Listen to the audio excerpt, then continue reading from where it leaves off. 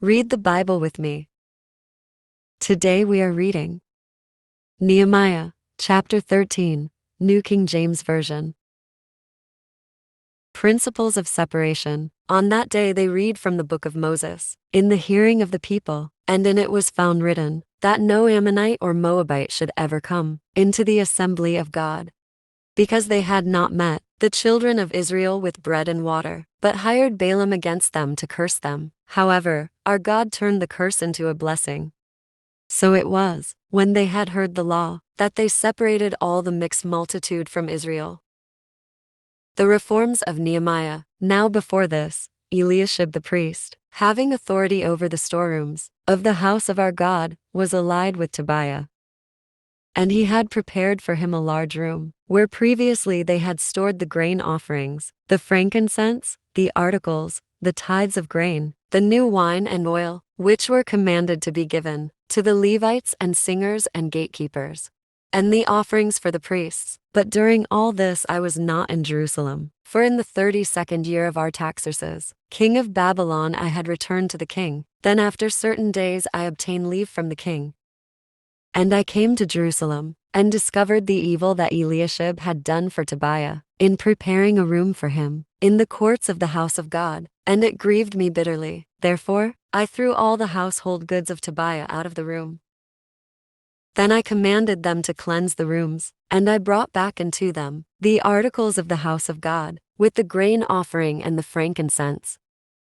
I also realized that the portions for the Levites had not been given them, for each of the Levites and the singers who did the work had gone back to his field. So I contended with the rulers and said, "Why is the house of God forsaken?" And I gathered them together and set them in their place. Then all Judah brought the tithe of the grain, and the new wine and the oil to the storehouse. And I appointed as treasurers over the storehouse Shelemiah the priest and Zadok the scribe, and of the Levites Pedaiah, and next to them was Hanan the son of Zachar, the son of Mattaniah, for they were considered faithful, and their task was to distribute to their brethren. Remember me, O my God, concerning this, and do not wipe out my good deeds, that I have done for the house of my God, and for its services. In those days I saw people in Judah, treading winepresses on the Sabbath, and bringing in sheaves, and loading donkeys with wine, grapes, figs, and all kinds of burdens, which they brought into Jerusalem on the Sabbath day. And I warned them about the day on which they were selling provisions. Men of Tyre dwelt there also, who brought in fish and all kinds of goods, and sold them on the Sabbath to the children of Judah, and in Jerusalem. Then I contended with the nobles of Judah, and said to them, "What evil thing is this that you do, by which you profane the Sabbath day?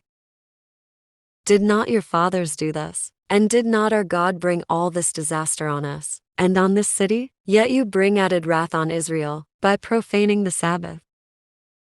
So it was, at the gates of Jerusalem, as it began to be dark before the Sabbath, that I commanded the gates to be shut, and charged that they must not be opened till after the Sabbath. Then I posted some of my servants at the gates, so that no burdens would be brought in on the Sabbath day. Now the merchants and sellers of all kinds of wares lodged outside Jerusalem once or twice.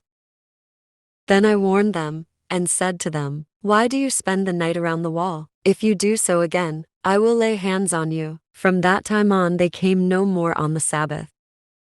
And I commanded the Levites, that they should cleanse themselves, and that they should go and guard the gates, to sanctify the Sabbath day. Remember me, O my God, concerning this also, and spare me according to the greatness of your mercy.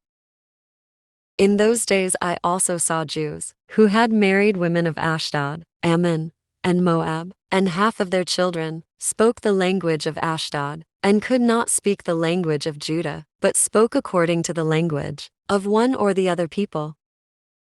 So I contended with them and cursed them, struck some of them and pulled out their hair, and made them swear by God, saying, "You shall not give your daughters as wives to their sons, nor take their daughters for your sons or yourselves." Did not Solomon, king of Israel, sin by these things? Yet among many nations there was no king like him, who was beloved of his God, and God made him king over all Israel. Nevertheless pagan women caused even him to sin. Should we then hear of your doing all this great evil, transgressing against our God, by marrying pagan women? And one of the sons of Joiada, the son of Eliashib the high priest, was a son-in-law of Sanballat the Horonite. Therefore I drove him from me. Remember them, O my God, because they have defiled the priesthood, and the covenant of the priesthood and the Levites. Thus I cleanse them of everything pagan. I also assign duties to the priests and the Levites, each to his service, and to bringing the wood offering, and the first fruits at appointed times. Remember me, O my God, for good.